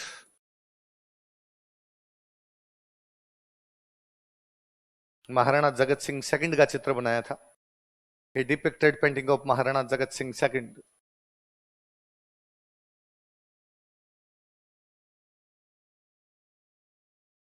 Maharana Jagat Singh second का चित्र बनाया था। ही depicted painting of Maharana Jagat Singh second. अब दो तीन चित्रकारों के नाम लिख रहा हूं, उतार लीजिए आप। गंगाराम,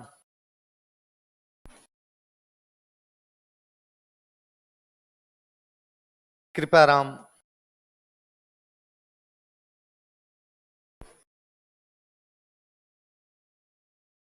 जगन्नाथ।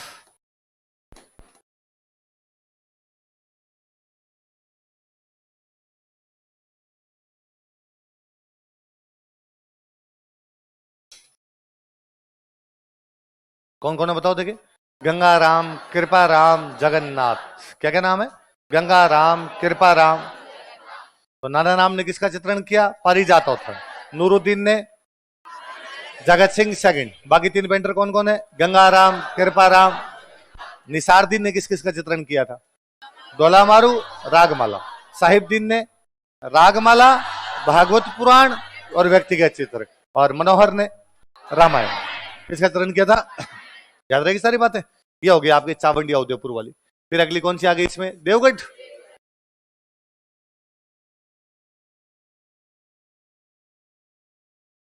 देवगढ़ राजसमंद में एक जगह है। कहां पर है? राजसमंद।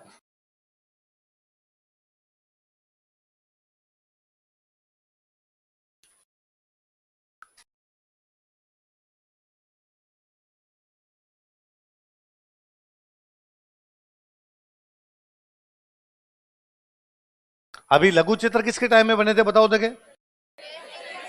जगत जयसिंह। किसके टाइम में? 1680 में महाराणा जयसिंह ने ये जो देवगढ़ ठिकाना था ये एक बंदे को दिया था। उस बंदे का नाम था द्वारिकादास चुंडावत। क्या नाम था? द्वारिकादास चुंडावत। जैसे हम पढ़ते हैं कि सांगा ने अशोक परमार को बिजोलिया दिया था, पढ़ते हैं, वैसे जयसिंह ने किसको दिया? कौन सा ठिकाना दिया? कब दिया? मेवाड़ में 16 प्रथम श्रेणी ठिकाने थे। कितने थे? 16वां यही था। सबसे लास्ट प्रथम श्रेणी ठिकाना कोई बनाया गया था, कौन सा बनाया गया था? कौन सा बनाया गया? देवगढ़। लिख लो। पहले थोड़ी सी हिस्ट्री लिखते हैं इसकी। देखो 1680 ईस्वी में, इन 1680 AD,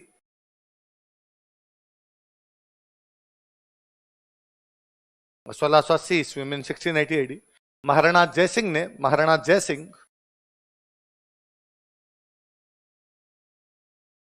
महाराणा जयसिंह ने द्वारिकादास चुंडावत को देवगढ़ ठिकाना दिया था। अलॉटेड देवगढ़ ठिकाना टू द्वारिकादास चुंडावत। अलॉट किया उसे। अलॉटेड देवगढ़ ठिकाना टू द्वारिकादास चुंडावत। द्वारिकादास चुंडावत को देवगढ़ ठिकाना दिया था। अलॉटेड देवगढ़ ठिकाना टू द्वारिकादास चुंडावत। द्वारिकादास चुंडावत को देवगढ़ ठिकाना दिया था। अलॉटेड देवगढ़ ठिकाना टू द्वारिकादास चुंडावत।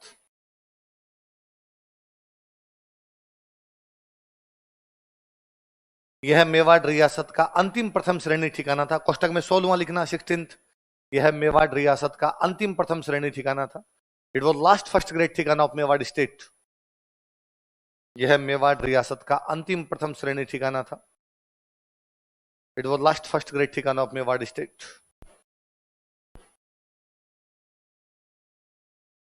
यह मेवाड़ रियासत का अंतिम प्रथम श्रेणी ठिकाना था। कोष्टक में लिखना 16वां, 16th।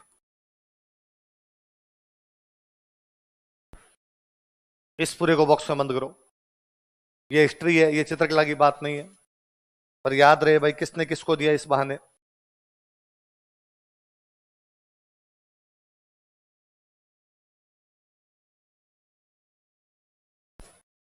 वापस हेडिंग डालो अपने, द्वारिकादास चुंडावत। वापस हेडिंग डालो। जैसे राजा पढ़ रहे थे उधर, इधर अपने सामंत हो जाएंगे। लिखो द्वारिकादास चुंडावत।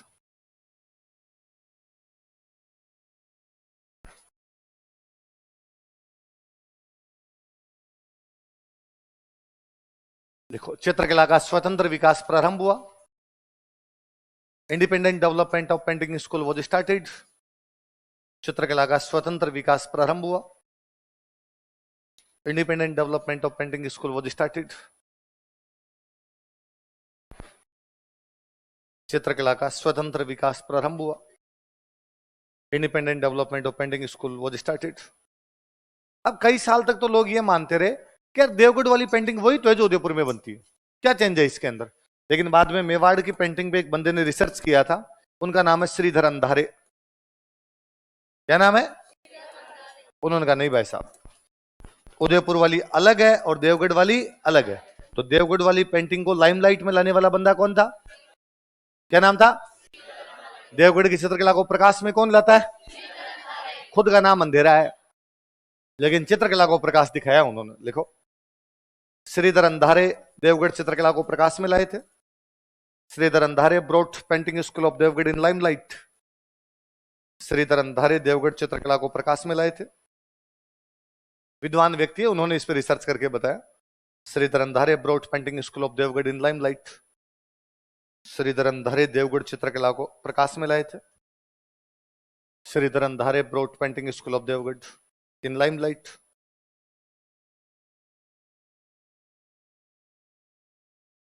देवगढ़ चित्रकला को प्रकाश में लाए थे।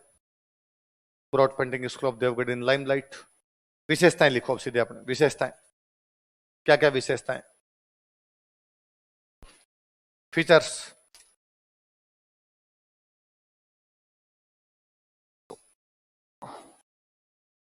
पहले कलर लिखो, हरे व पीले रंग का प्रयोग, use of green and yellow colours. हरे व पीले रंग का प्रयोग।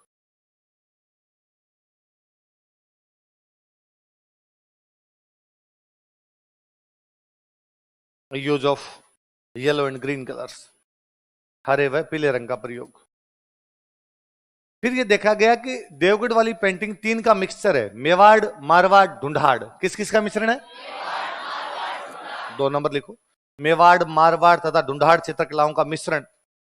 Mixture of painting schools of Mewar, Marwar and Dhundhar.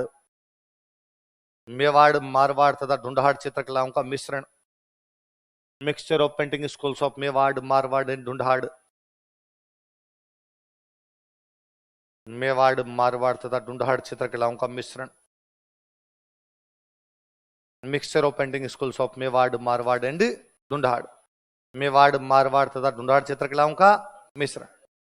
अच्छा सुनना, देखो यहां ना महलों में चित्र बनाए गए थे ज्यादा, तो ये जो दीवारों पर चित्र बनते हैं इनको बोलते हैं भित्ति चित्र।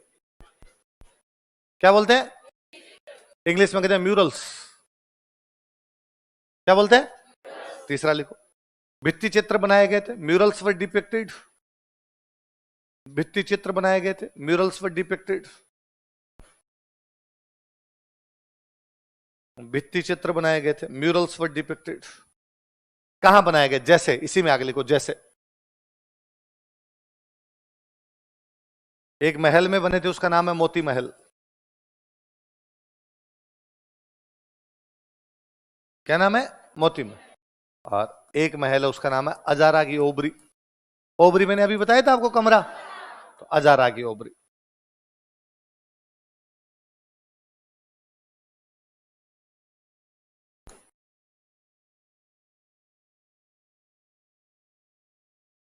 अजारा की ओबरी। तो कहां कहां भित्ति चित्र बने बताओ, देखिए, मोती महल और अजारा की ओबरी। कहां कहां बने? मोती महल। अब कोई पूछेगा मोती महल तथा अजारा की ओबरी के भित्ति चित्र कौन सी चित्रकला के उदाहरण है? अब लिख लो चित्रकार, प्रमुख चित्रकार कौन कौन हुए?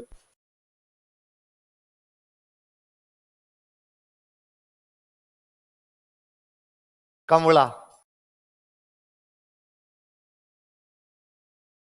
चोखा,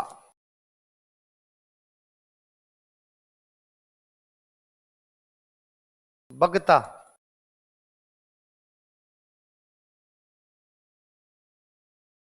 नग्गा। नंगा मत लिख लेना, नगजी है, नगजी। हरचंद,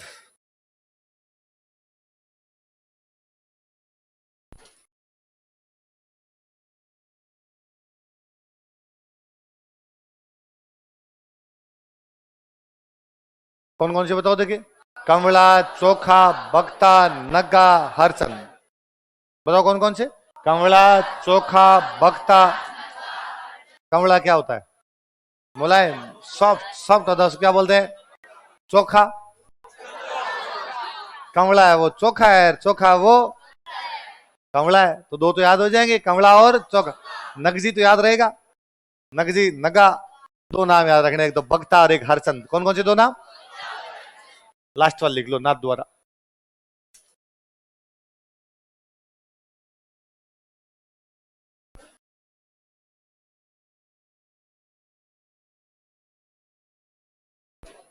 नाथ द्वारा।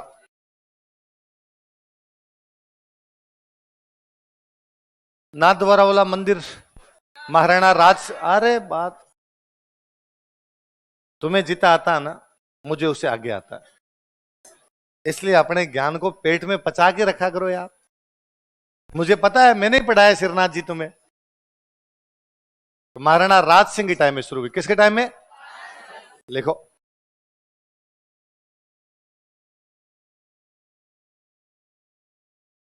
राज सिंह। हेडिंग डालो, राज सिंह। नाथ द्वारा पेंटिंग में देखो, चित्रकला का स्वतंत्र विकास प्रारंभ हुआ। चित्रकला का स्वतंत्र विकास प्रारंभ हुआ। Independent development of painting school was started. चित्रकला का स्वतंत्र विकास प्रारंभ हुआ।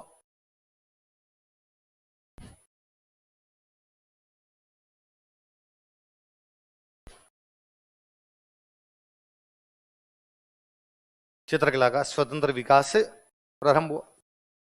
विशेषताएं लिखो सीधी, विशेषताएं क्या क्या, या एक पहले लाइन लिख लेते हैं अपने। इसमें भगवान कृष्ण के चित्र ज्यादा बने थे, दीवारों पर बने थे, उनको बोलते हैं पिछवाई। या विशेषता में लिखते हैं, ये भी लिखते हैं। लिखो विशेषताएं, इसी में उसी में लिखेंगे। लिखो विशेषताएं।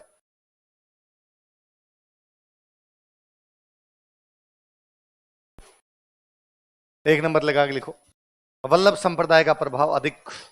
मोर influence of Vallabh sect. Vallabh संप्रदाय है वो, वल्लभ संप्रदाय का प्रभाव अधिक। मोर influence of Vallabh sect. Vallabh संप्रदाय में दुर्गा माता के बनेंगे या गणेश जी के? लिखो, मंदिर की दीवारों पर भगवान कृष्ण के चित्र बनाए गए थे। 2 नंबर लिखना, मंदिर की दीवारों पर भगवान कृष्ण के चित्र बनाए गए थे। Paintings of Lord Krishna were depicted on walls of temple. मंदिर की दीवारों पर भगवान कृष्ण के चित्र बनाए गए थे। Paintings of Lord Krishna were depicted on walls of temple. मंदिर की दीवारों पर भगवान कृष्ण के चित्र बनाए गए थे, जिन्हें पिछवाई कहा जाता है। विचार कॉलेज पिछवाई, पीछे वाली दीवार पे बनाते थे शुरू शुरू में, तो इसलिए नाम क्या पड़ गया इसका? पिछवाई। जिन्हें पिछवाई कहा जाता है। विचार college Pichwai.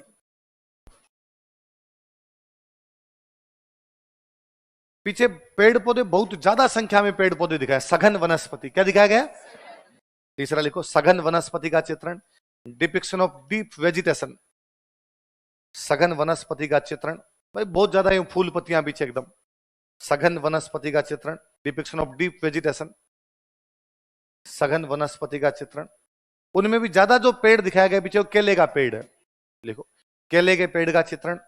Depiction of banana trees. केले के पेड़ का चित्रण। याद करो, हम नाथ द्वारा में किसकी सांझी बनती है? पढ़ा था हमने। केले के पेड़ का चित्रण। Depiction of banana trees. अच्छा, भगवान कृष्ण होंगे वहां पे, बकरियां ज्यादा बनेगी या भेड़ ज्यादा बनेगी? लिखो, गायों का चित्रण। Depiction of cows. गायों का चित्रण। Depiction of cows. गायों का चित्रण। Depiction of cows. आसमान में ना देवता बैठे, नीचे भगवान कृष्ण की बाल लीलाएं चल रही है, ऊपर जैसे देवता आशीर्वाद दे रहे हो। देखो, आसमान में देवताओं का चित्रण। Depiction of deities in sky. आसमान में देवताओं का चित्रण। Depiction of deities in sky.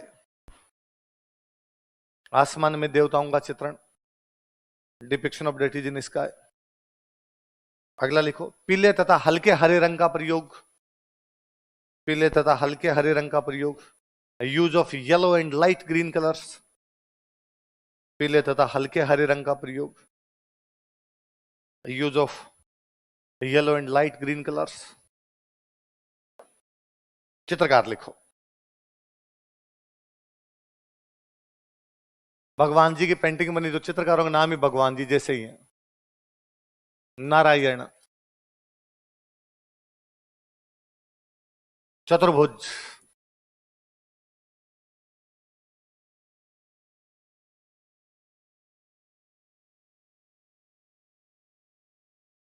Ramchandra.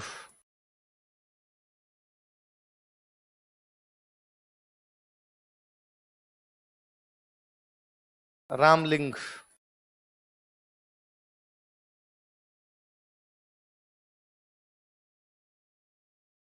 Champalal,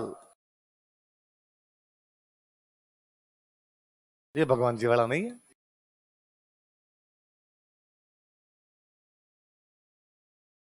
Ghasiram,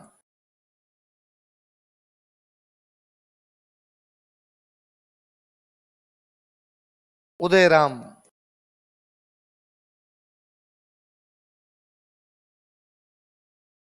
और इससे भी ज्यादा याद रखने वाला ये है कि यहां पर दो महिला चित्रकार थी। एक का नाम था कमला, एक का नाम था इलायची।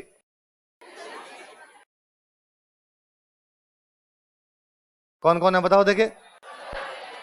कमला और तू लौंग ते में लाची, गाना है एक। लाची, लाची का मतलब क्या होता है, इलायची। सुना कि नहीं सुना आपने वो गाना। दो दो पार्ट आ गए उसके, दोनों पार्ट सुने। और दूसरे वाला और सुनना। कौन है वो हीरोइन, कौन है। नीरू बाजवा। कौन है, नीरू बाजवा। मैं उसका इंटरव्यू सुन रहा था। तो अगर मैं लंदन में कोई जिम में एक्सरसाइज कर रही थी और एक गोरा लगातार मुझे घूरे जा रहा था, घूरे जा रहा था, और मेरे को बड़ा गुस्सा आ रहा था कि ठीक बदतमीज आदमी है। और मुझे लगा कि मैं जैसे एक्सरसाइज समाप्त करके जाऊंगी, इसको जाते समय मैं सबक सिखा के जाऊंगी, इसको डायलॉग सुना के जाऊंगी। पर उसका तो देखना हटे नहीं, वो लगातार देखे। तो मुझे लगा एक्सरसाइज बीच में छोड़ के जाना पड़ेगा इसके पास तो, और पहले कहना पड़ेगा भाई क्या बदतमीजी कर रहा है ऐसे तो।